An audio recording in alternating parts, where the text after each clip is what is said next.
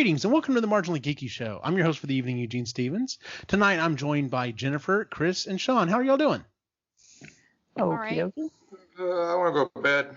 That's kind of how everyone sounds at this point. So yeah, it's midweek, and I don't know about y'all, but I'm tired, and I'm ready for this school year to end. Like once that ends, I kind of have this feeling, even though it's probably not going to be the case, that hey, we get to start over. Like maybe things will go a little bit back to normal because I'm still dealing with Crazy Town. So, but anyway, so tonight we have an interesting episode. Previously, we have done episodes where we've done multiple books, but they've been multiple books in a series. Tonight, we had actually floated the idea of what if we did several books and did just, shorter ones? So we thought we'd give it a shot. And Jennifer suggested that we read two different books that are exclusives to Audible, but are also, if you have an Audible subscription, they are completely free. So that's kind of interesting for our book choices. If you decide to read either or both of these books and you have an Audible subscription, it will cost you no money and honestly very little time as well, because they are both very, fairly short. So tonight we are discussing Escape from Virtual Island by John Lutz and More Bedtime Stories for Cynics. I only have the first author, Kristen Kurtz, but it's actually done by a lot of different authors. So because it is a lot of different stories. Yes. Question. Yes. So I had down that we were reading Heads Will Roll by Kate McKinnon and Emily Lynne, and that's the one that I read. So if that's not one that we're discussing, then I did not read either of the books for this show. Useless. Because when I looked at the chat, we discussed this. That is one of them that I saw listed as the ones we picked. So I was really excited to talk about this book. Did I pick the wrong two books? No, I got the Escape from Virtual Island and the More Bedtime Stories? Yeah.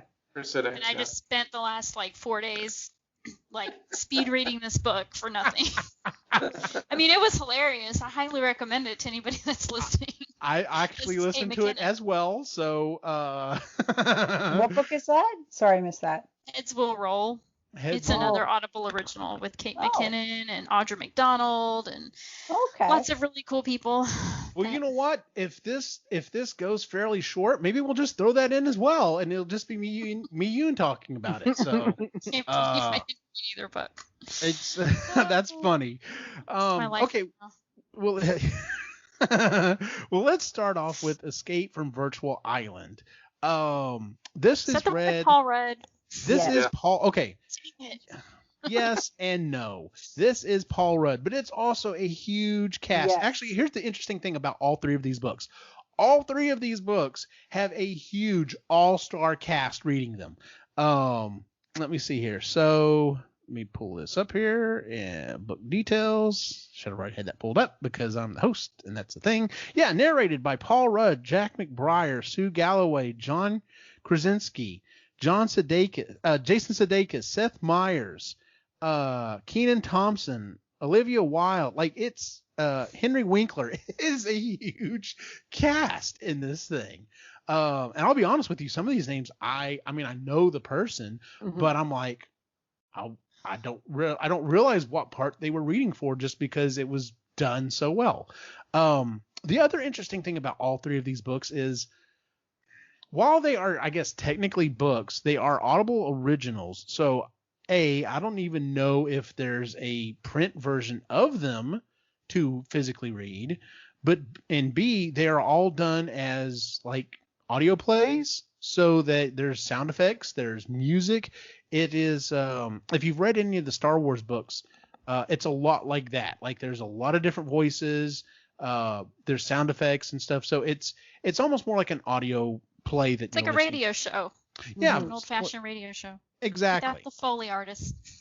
So Escape from Virtual Island. The story of this is there's an island that's been created by Paul Rudd's mother in the book, and she has passed away, and he is in the middle of a virtual date essentially, and he gets pulled out of it because he's told, hey, our biggest customer is like disappeared. He's gone. We don't know where he is. So they pull him out, and it ends up being him, the head programmer, who he was formerly dating. Actually, he was hoping to get engaged to, and that didn't work out. I cannot remember Jack McBrayer's character's name. Beasley, who was his mother's assistant, and as he comes to find out, also her lover. Mm-hmm.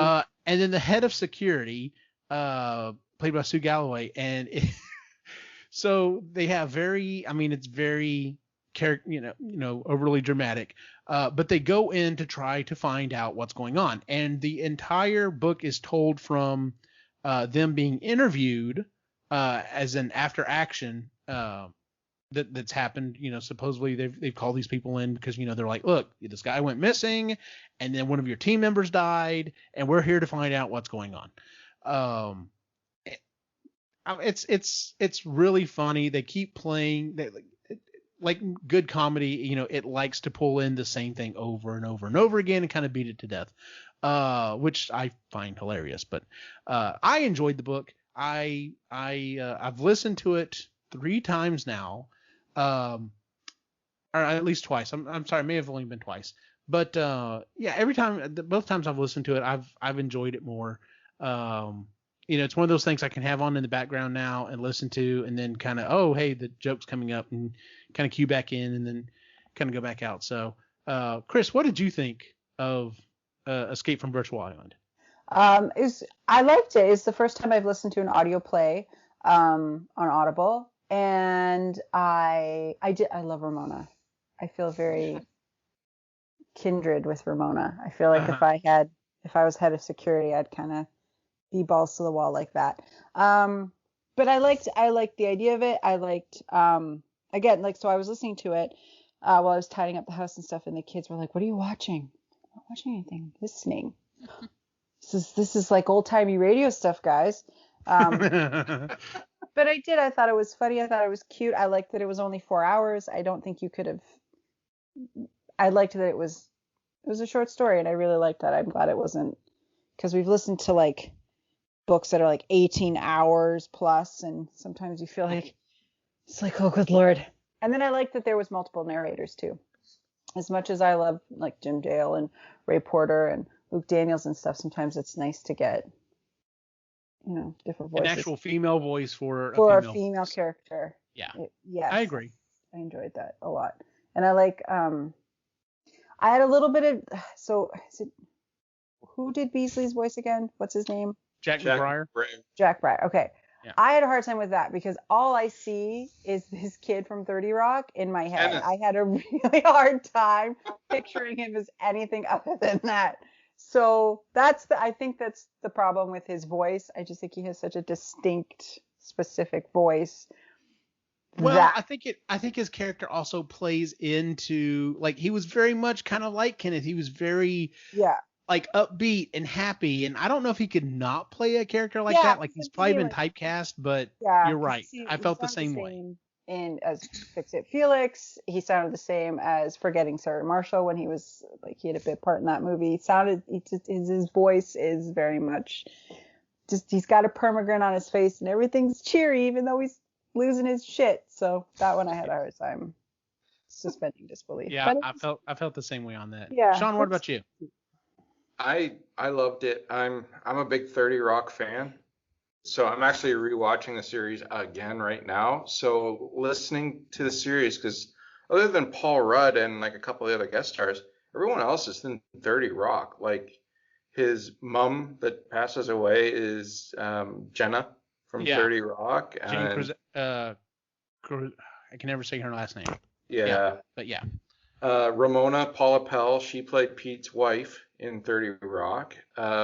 Happy Hour was Pete in 30 Rock. Like, it was just getting the band all back together for this episode. But the story itself was really, really good. It was nicely paced. I loved all the sexual innuendo jokes from Ramona. She was great. Yes. And Beasley by far was my favorite character. Like, I pictured him as Kenneth in a white suit the whole time. It was It was great. Yeah, there wasn't anything I really didn't like about it. It started a little slow for me. The twists weren't too big and all that, but just the situations around Happy were just friggin' hilarious.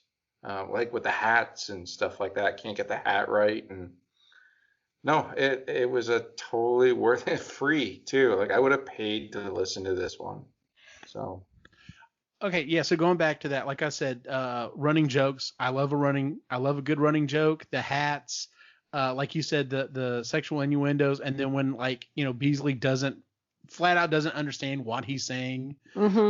The part where the kittens are fighting the chickens, and he's talking about the cocks and the pussies, and it's just, and they're like, "Do you not hear what you're saying?" He's like, "What? I'm narrating what's going on."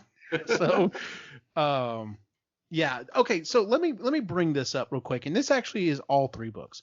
You said you would pay for this. Yes, quality wise, 110%.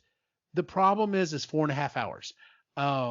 I didn't say how much I'd pay for it. Well, okay, there you go. This is one of those books that I would be like, okay, yes, if it was on sale for $5 or whatever, I would pick it up. For 4.5 hours, $5, that's fine.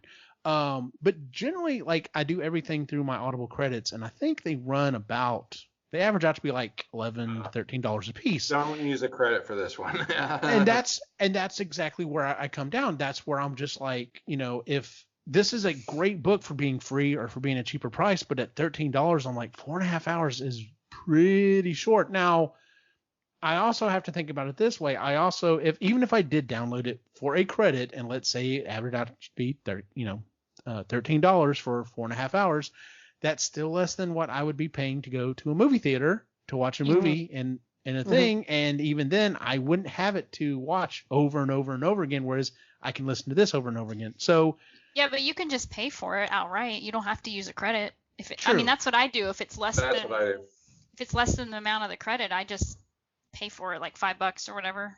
Like, right, and I will do that from time to time. Especially if something is on sale. But it's one of those things that, like I said, for being free and for the time, I think it's phenomenal.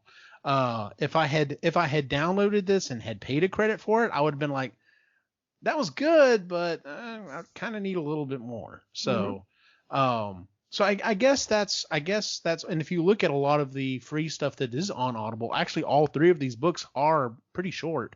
I'm assuming that's kind of how that falls. It's like, hey, it's high quality, it's short, it's keep that subscription going because you get them for free.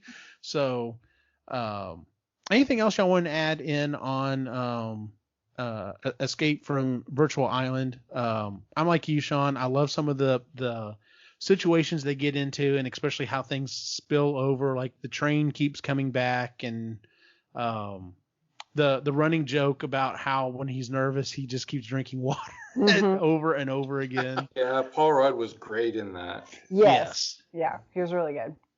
I think there are people who are figuring out, not only are they good actors, but they've just got a good voice for doing stuff like that. And actually the other 2 books we're going to talk about, the next one in particular falls into that category. It's just like, yeah, you've got a good voice. Like, you should be doing a lot of audio stuff when you're not on screen acting. Like, this is a good career choice for you. So, sounds like a great book. Yeah, it was. It was a good book. Yeah, I'll have to listen to it. I didn't read the book, obviously, but strangely enough, I had a dream with Paul Rudd in it last night. It was not like one of those dreams, but it was weird. Like, my sister and I were like both trying to impress him and fighting over, I don't know, whatever. And it was just like, what'd you say? Sounds like Paul Rudd's dream. Yeah. Right? But no, it was like super random, super weird. I never remember my dreams, but now I'm like, it's a premonition because I didn't even know this book was on the agenda. So, yeah. Hey, Paul Rudd, if you're listening. Oh my God, yes. But yes, it's like I said, it's if you have an Audible subscription, there's absolutely no reason not to download this thing and listen to it. It is a great listen. All right, so let's move on to our next one, which is More Bedtime Stories for Cynics. Like I said, this actually has a lot of different writers: Kristen Kurtz, Gretchen Enders, Aparna. I'm butchering these names because Dave Hill. You'll have to go look it up. So I'm not going to sit here and butcher these people's names because I feel bad for that. Once again, though, narrated by an all-star cast. The main narrator that kind of, the keeping the circus going is Nick Offerman. Nick Offerman not only has done this book, but he has done multiple books. Some of them specifically for Audible. Some of them his actual books that he's written and read. And he falls under that category of, whenever you want to do something on screen, you're awesome. When you are not doing something on screen, this is what you should be doing because you have an awesome voice. But yeah, narrated by Nick Offerman, Patrick Stewart, Ellen Page, Jane Lynch, John Waters. Where the fuck did they dredge up John Waters? Angelica Houston. There's some heavy Nicole Byer. There's some heavy hitters in this book. And the stories in this book, I actually liked this one more than I like the other one, just because some of the stories, there's one story in particular I've got to bring up. But the stories in this book are just off the wall hilarious. Some of them are kind of downright creepy and weird, but to have them read by these awesome actors just kind of blows your mind. Before I go too far into it, so yes, I greatly enjoyed this one. Once again, clocking in at 3.5 hours, but absolutely free if you have an Audible subscription. Chris, what were your thoughts on this one? I love Nick Offerman. I love him. I mean, he's just a glorious peach of a man. And I love that he's married to Megan Mullally. That makes me love him even more because they're like couple goals. Oh my goodness. So I thought it was great. I like that. So that's kind of episodes, right? So I didn't read the first chunk of Bedtime Stories. This is my first introduction to it. So I like that they were done in, I think the longest one is like 14 minutes, almost 15 minutes, but a minute or two of that is Nick Offerman talking and kind of introducing the story and laying the scene for it. But can I say my favorite one? Absolutely, go ahead. My favorite one that made me giggle a lot was Dear Principal Toadflax. Okay, that was definitely one of the standout ones. Because all I kept thinking about was you and Lainey, and I'm like, specifically Lainey, I'm like, this is what it's like to be a teacher. You start out so positive, but slowly but surely, as a year goes on, the kids just wear you down, and you're just like, they're all assholes. Never mind, I take back everything I said. But I love that one. That one was good, and I liked. What was it? Everybody poops except Becca Sinclair. Yes. From third period, and I just love that one too because I love the title.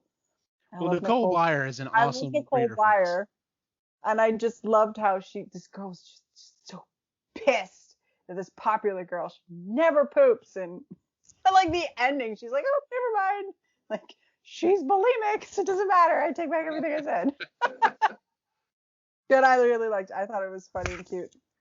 I did, and I want to read the first volume. Agreed. I actually had a chance. I downloaded it today, and I halfway thought about listening to it, and I was like, nope, because I don't want to cross my wires and actually be like, oh no, was that on this one or the first one? Or so. I actually listened to that one first because I thought that's the one we were gonna do. And then, crap. So and then I did the second one too, but now it's like all packed together. The first one's only like an hour and a half or something like that. Oh, okay. It's really short. Okay. Hell, I'll probably listen to it all the way. I'll have that done in the morning by the time I get to work almost. Jeez. Because that double speed thing. Sean, what did you think? I really enjoyed it. Some of the stories I didn't enjoy as much, but like I'd be happy just to like listen to Offerman talk. Oh yeah. Even though some of the stories are really, really good, I was like, okay, get done because I want to listen to Offerman. What's next? It was so funny. But yeah, that Dear Principal Toadflax or whatever, that was my favorite one. I laughed and laughed and laughed, and I think I got out of my truck and I had like tears in the sides of my eyes. It was so funny. But yeah, once again, it was Offerman that really, especially this second book, because like when he's talking about Angelica Houston, I think it was. And Vomit. Yeah, and Vomit. Yeah. He's like, when he has something and he's like, nope, didn't work. It was so funny. He's one of those people that could just like read the phone book and you'd be like captivated. Like, Agreed. Keep going. Absolutely. Absolutely. Him and Morgan Freeman should have a duel. Oh my God. Oh. Yeah, a narrate off. And James Earl Jones. Him and James Earl Jones and Nick Offerman. Oh, yeah. Like the trifecta. That would be awesome. I also I like Doc. The last one in the series, I like Doc. Okay, Doc was definitely one of my favorite ones. Before I ask Sean which of his favorites. So Doc, real quick, is a retelling of Snow White and the Seven Dwarfs, and Doc is like, oh man, Doc's come from like a war-torn country, and like he's in with a bunch of other idiots. They don't want to listen to him and everything, and like he revives Snow White, and because and like he's like, I'm trying not to get caught or whatever, and I've brought her back because she got poisoned. I've done what was it, a kidney transplant from Bambi, and he's like, and then this necrophiliac shows up and like straight on kisses the corpse, and like she wakes up and he's like, oh, it's true love's kiss. He's like, bullshit. The poison was being filtered out by her new kidney, you fucking ass. Like, oh my God, it was so funny. It was good. I like that one. Sean, what were some of your favorite ones? Well, those two, and what was the one with the dog? That was one of my other ones. I can't remember that. Wasn't Beg for Mercy, was it? Yeah, that was it. Yeah, that was it. Beg for Mercy. And the guy who reads Anthony off. The ending was a bit adult, sad. Yes. Yeah. But there was flashes of just straight up hilarity in it when he's like talking about his belly rubs and when he really starts going into kissy wissies and stuff. Yes. I was a good wolf. That's what cracked me up. And then like you said, it's he had the anger in his eyes. He's like, and then the boy was scared when I stood up and pulled off the sawed-off double barrel shotgun. I'm just like, where did this dog get this? Yeah. No, that was one of my favorite ones. Doc was another one of mine. I also just absolutely loved the Acid Reflux Man just because it was read by Sir Patrick Stewart. The story itself was okay, but just him reading it was just fantastic. Yeah. I thought the Little Drifter That Could was pretty funny as well. The one I did not like, the one that I thought was just kind of weird, kind of got to me, was Hook. The one about the guy who was telling the story about his hook hand. Oh yeah. Yeah. The bird breaking insert little musical score thing there. That one was just weird. Biting off their legs for like years and years and years. That's like serious. I don't remember a lot of that one. I think I kind of. That's fine. It was one of the shorter ones, but it. Yeah, but no, I didn't like that. The one that I liked also was Demoting Pluto. That was a good one. Yeah, that was a good one. I also liked Alien Integration. Yeah. Air travel. PSA. Once again, part of that was mainly, or a lot of that was mainly because it was read by Jane Lynch, and she's another fantastic person to be reading stuff. Yes, she is. Yeah, that was a good one too. So, was there anything else you want to add about this one? Like I like you said, Sean, like I just downloaded the first one today. I didn't read it because I didn't want to get any, wires crossed, but I'm like, if the first one has even got one or two good ones, it'll totally be worth it. So yeah, Offerman was really good in the first one as well. I don't know if I like the stories as much. And it was the first one I listened to, and Deb and I were in the car at that time, so she's listening to it too. And like, I don't know, 10, 15 minutes in the ride, what the fuck are we listening to? So I'm sure it's going to get better, hon, really. But and it did. It just took to the second book to really get going. Gotcha. Yeah. The other one I thought was really super creepy. I actually didn't really like it that much. Was The Giving Child. I thought that one was. That one was a little weird too. That one was creepy. I didn't like that one at all. The one where they keep basically taking away from the mother, and at the very end, like it has the repression. Yeah. From the crypt that was like that. Yeah, that's weird. I don't like that one. And that was the one that was read by that was read by Elliot Page. Elliot so Page, yeah, he read that one. Yeah. So that was kind of a weird one. But well, I guess on that one, I mean, they're short books. We're running through them pretty quick.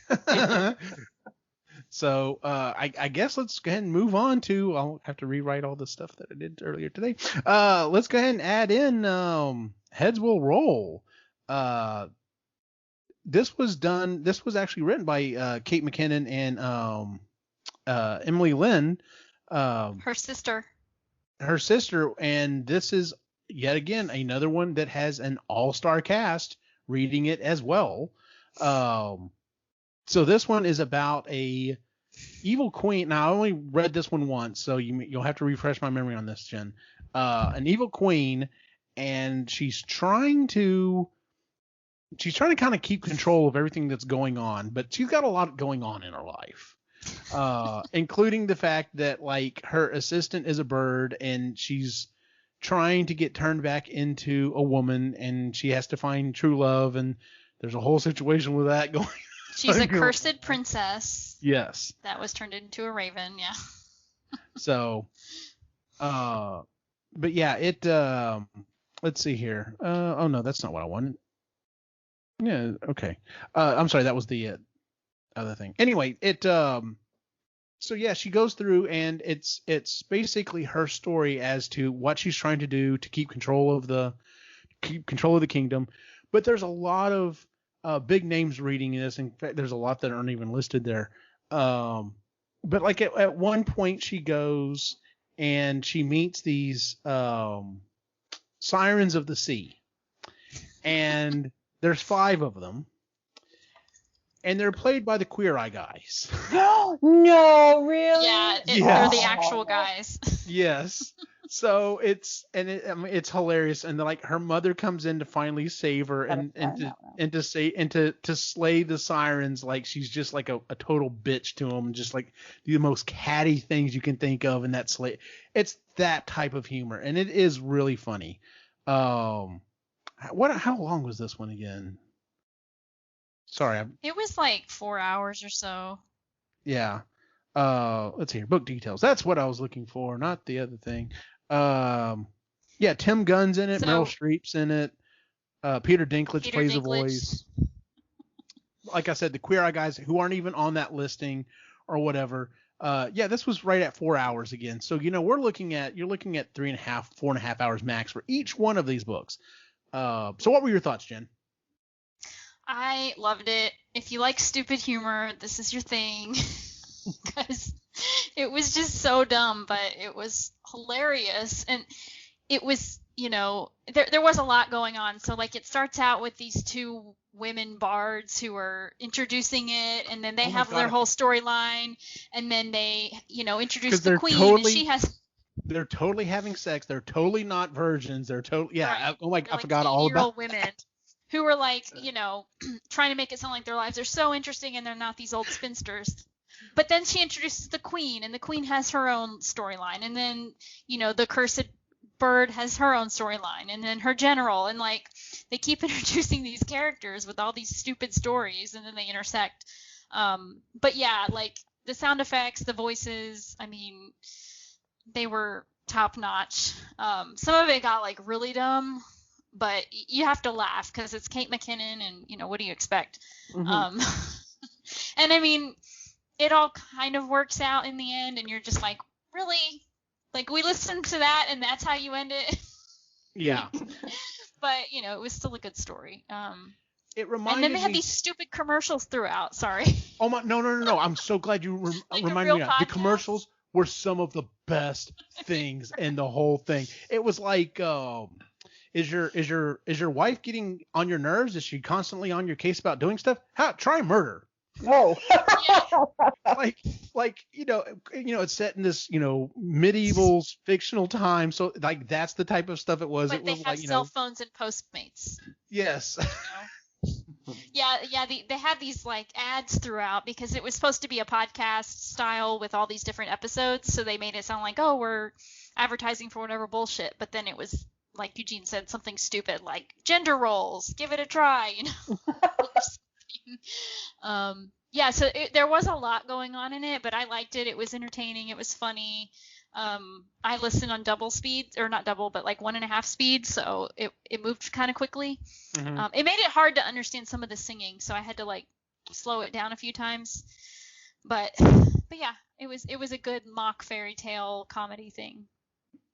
Yeah, it's one of those things that it reminded me kind of if you liked Your Highness, if you've ever seen that movie. It's a total stoner flick.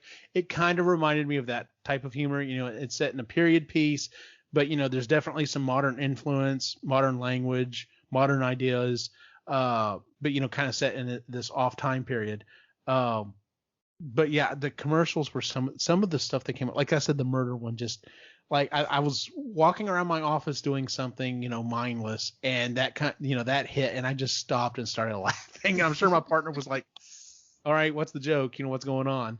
But yeah, the humor in it, like they set up these plans. She comes up with this grand plan to try to save the kingdom so that she can stay in control of it, because the people are starting to rise up and like they're wanting elections and stuff. And she's just like, what the fuck is an election? Like, what are you talking about? Like, I'm the queen, period. I'm the evil queen. Yeah. Yeah. I'm the evil queen. Like, there's not an election for this. So she's got this grand building plan as to how she can do it. But every time you turn around, something just like wipes it out. Like there's a point where she thinks her general is turning against her, played by Tim Gunn. And come to find out, it's like, oh no, he's not turning against you. Like you totally misunderstood. It was something else. He was having I think it was like a weird gay balloon sex party. Yeah, weird gay balloon sex party or something like that. But then like the way that she was going to poison him and all of his followers was there were balloons in there that were full of gas or whatever. So when she ends up killing off like half of her army or whatever, and she's just like, well, great, I kind of needed them to keep control. This sucks. So but it's okay, that type of thing. It was also a commentary on United States politics. There was a lot of satire in there. I mean, the book starts out with her as this tyrannical dictator who has no idea what she's doing. And then the leader of the rebellion is Barnabas Sanders, this 86-year-old, guy with a Jewish accent. And yeah. So there were a lot of parallels to modern day, like incompetent leader. And then the guy that comes with all the democratic ideals and yeah. Pretty great.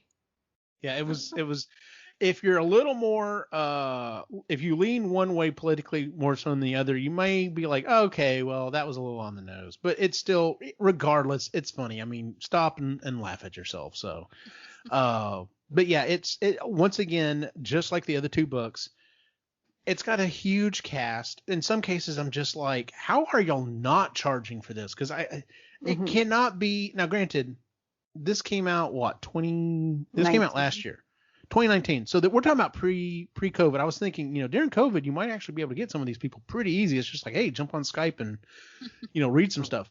Yeah, getting some of these big names, I'm just like, that's gotta cost a good amount of money. I would think. So, but who knows? Maybe it works out. So. I know there's kind of been a big like uproar when some of these have come out, because like the press, they've done interviews and stuff on the Today Show and stuff, just like, if it was an actual large book coming out or a new movie or something like that. So there are people going around and promoting these things, and, with a large name attached to it on the front end, like, Kate McKinnon or Paul Rudd, I'm sure it gets, some more attention in the media. That reminds me of something I was going to ask when I was listening to these. Whereas the the bedtime stories, that totally could be Nick Offerman goes in, records his stuff, they get the next person, person. There's no interaction. On Heads Will Roll, there is definitely interaction between the characters, but I felt it more so in Escape from Virtual Island. Do you think this was individually read, or do you feel like they got at least some of these people together to do group reads? Because the interaction between some of these characters feels very, very natural. I think they had to do group reads, at least for this book, because there were too many scenes with multiple people kind of talking over each other. Mm-hmm. I don't know. I feel like their reactions wouldn't have been synced up otherwise. I kind of felt that way too. Group reads for cartoons, so the sound producers are really good at their jobs. True. I have a feeling these were all individual reads. Any thoughts, Chris? Well, probably a little bit of both, right? Like the individual reads, but maybe if they could get a couple people in the studio at the same time, kind of like what they do for, big budget animated movies. A lot of the time they're by themselves, but sometimes, they can get them together for certain parts of the story. But yeah, like Sean was saying, sound producers are pretty savvy with layering all of that stuff. So wouldn't surprise me if they all did it by themselves.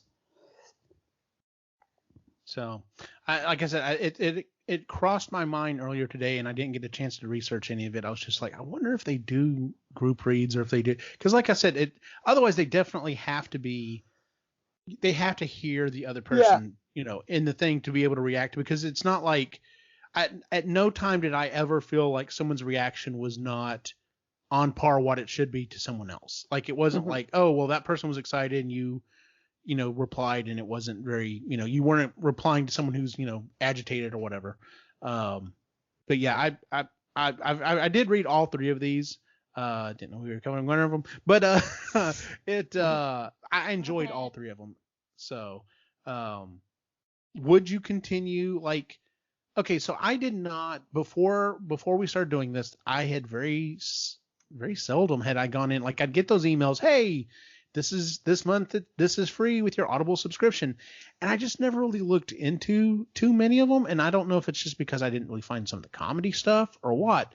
But I'm like, to the point that I'm like, I may need to sit down on my computer and like go through all of the free stuff and just start like stacking it into my library, because I may be missing some real gems out there, and not just the comedy stuff. There might be some good sci-fi and stuff out there that I haven't listened to that, is absolutely free, and there's no reason for me to listen, not to listen to it. So, when they did go on.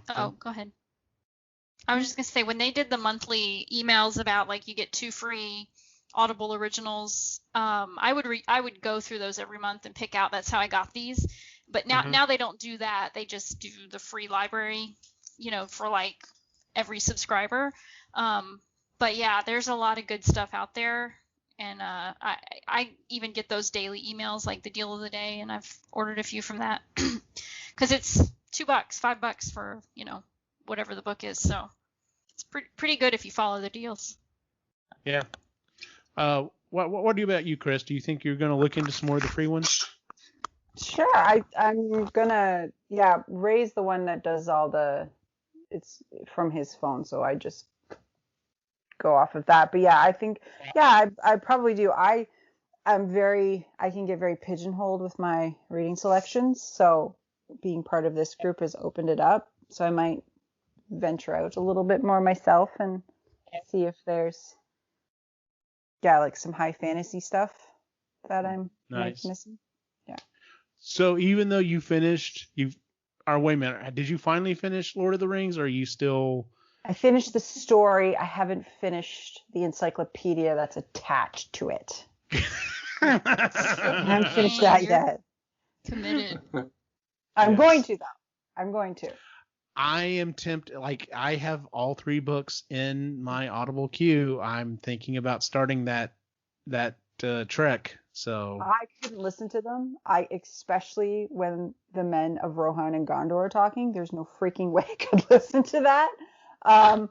Because but reading it was really nice. But yeah, the section in the back, it's like 200 pages worth of like encyclopedic knowledge. It's like reading the history of Middle Earth. So yeah, I still have that to read, but I couldn't imagine unless Sir Ian McKellen read it, or like some wonderful person with a glorious melodic voice read it. I'd gap out. What about you, Sean? Do you listen to some of the free stuff regularly, or are you thinking you may start exploring it?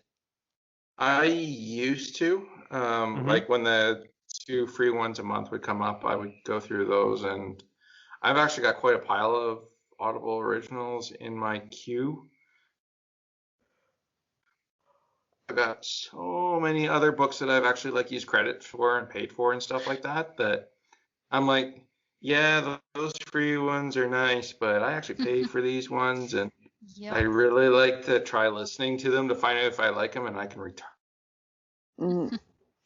Yeah, I feel you on that. My queue is now so long that I can't do that anymore. Like, it's taking me so long to like listen to the books because I listen to them at normal speed. I don't speed them up or anything like that. Neither do I.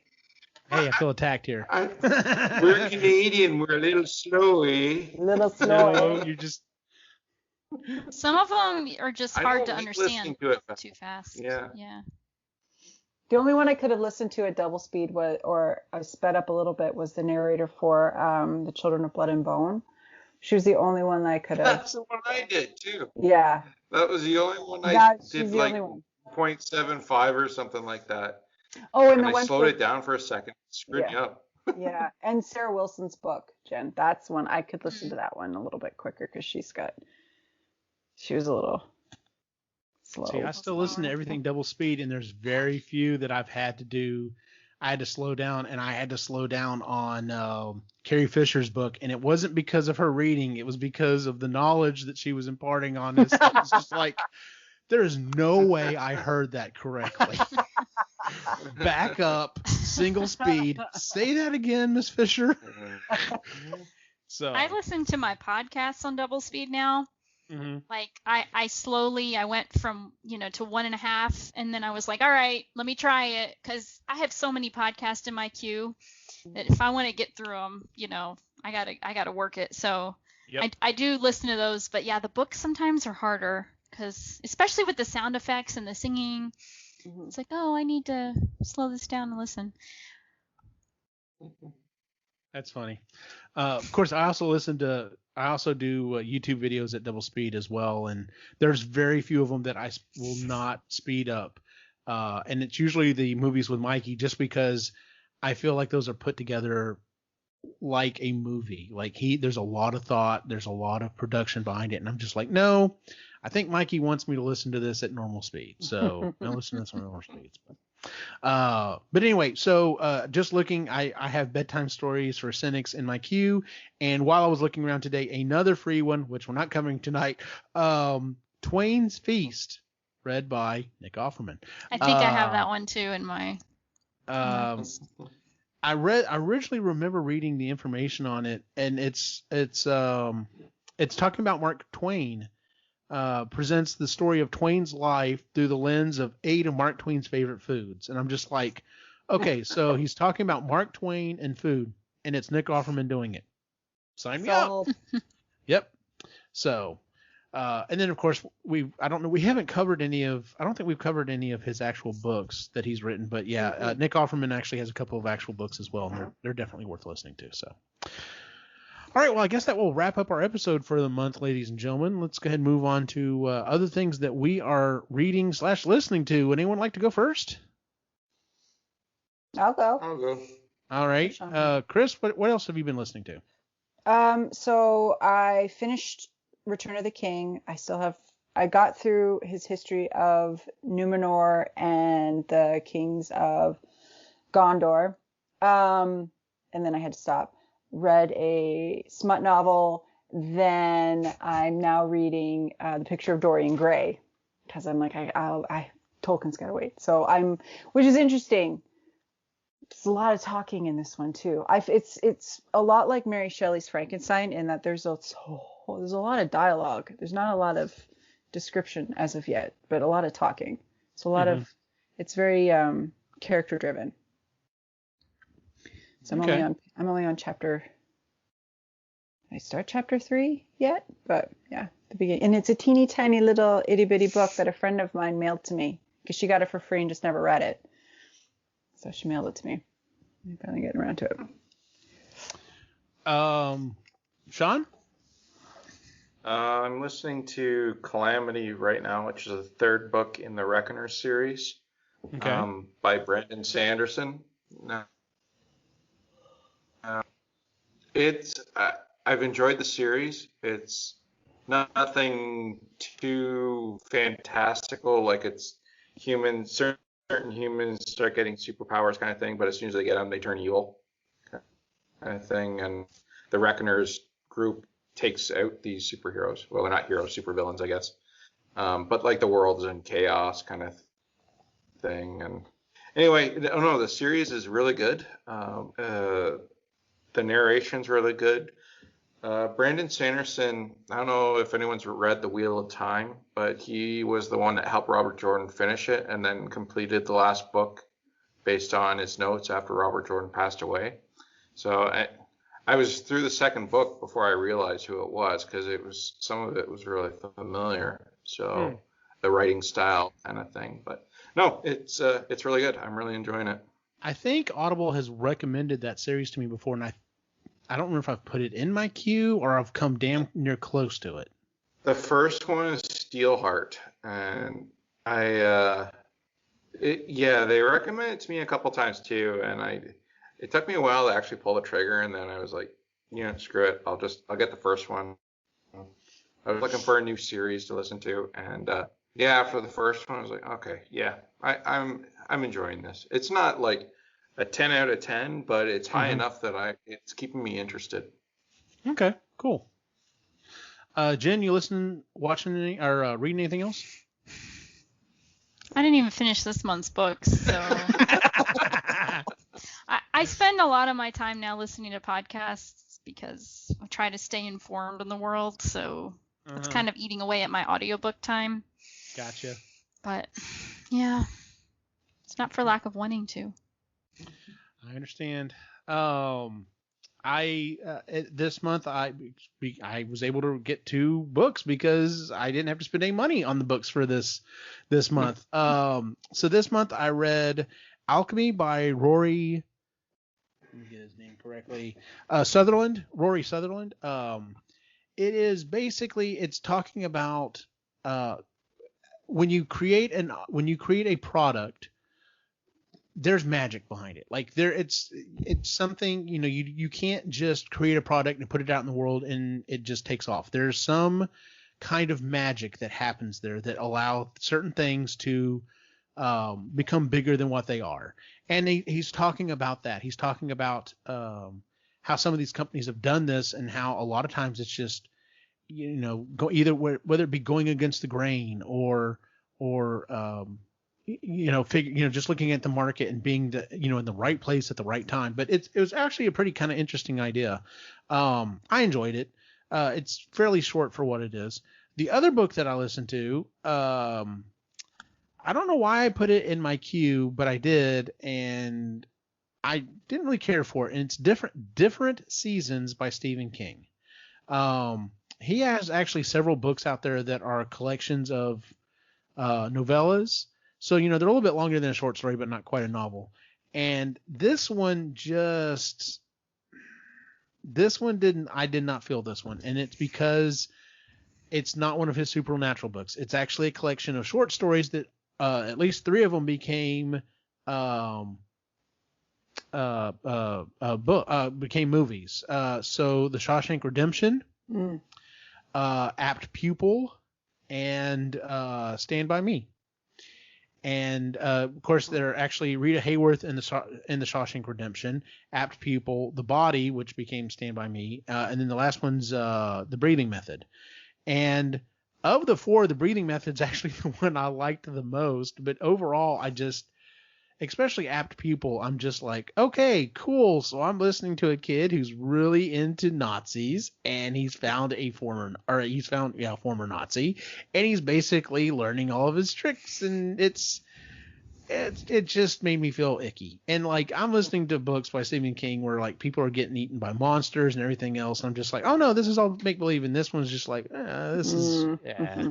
So I didn't really care for this one. I don't, like I said, looking back at it, I should have never downloaded it, but I'm just like, oh, it's Stephen King. Oh, we'll see. So yeah, I'm not a big a fan. Like I liked The Green Mile, the movie, but the rest of his stuff that is, non, crazy town, as some people like to refer to it, I just don't care for as much. I'm like, if I'm reading Stephen King, there needs to be something creepy or something weird happening. Like just, oh, hey, this dude, went to prison and got raped multiple times and found a way to dig his way out. That's not really, okay, cool, whatever. So... It's terrible when you say it like that. Oh, if you've watched Shawshank Redemption, I have. Yep, there you go. People just ruined the movie for you. So, it just sounds terrible. Yeah, it does. Yeah. So, okay, so that is what we've been listening to. Next month, we're trying something a little different. So I proposed an idea. Normally we kind of throw out a couple of books. We vote on which one we're going to do next. And I proposed an idea. Hey, why don't everyone just pick a book? And for the next 5 months, we're going to go in order. And whatever that person picks is what we're going to read. Everyone thought that was a good idea. So I picked Ray at first because poor Ray has been hammering on us for 2 or 3 months now to read this book, and it's not like we haven't wanted to listen to it. It just there's been other things come up. Yeah. So next month's book is Ray's Choice, and it is Greenlights by Matthew McConaughy. So it sounds interesting. It's Matthew McConaughey reading it, so surely it's got to be fairly interesting. Ray seems to really like it and is really taking with it, so hopefully we will be too. So he got the neighbor to read it. He was talking about it so much that she downloaded it and she read it. Yeah. He's just like he's like the book salesman, isn't he? He just, if he really likes something, if he feels really passionate about it, you are going to be hard pressed to get him to shut up about it. And he talks about it in such a way where he's so happy about it that you're like, yeah, okay, that sounds awesome. All right, you're so happy with it. Let's go with it. Sure, dude. I want to be a part of that. Yeah, that sounds awesome because he's so happy about it. So I guess I'm reading that too. I was like, who gets to pick this month? And then so I guess I'm reading Greenlights. Ray will be very happy because then he can talk to me about it. So I was like, we have to read this book next because otherwise poor Ray is just gonna feel like we've just no one listens to me. So if you want, definitely check out the show everywhere you listen to it. If you listen to it on iTunes, a 5-star rating would be greatly appreciated because it does help get the word out and get other people involved.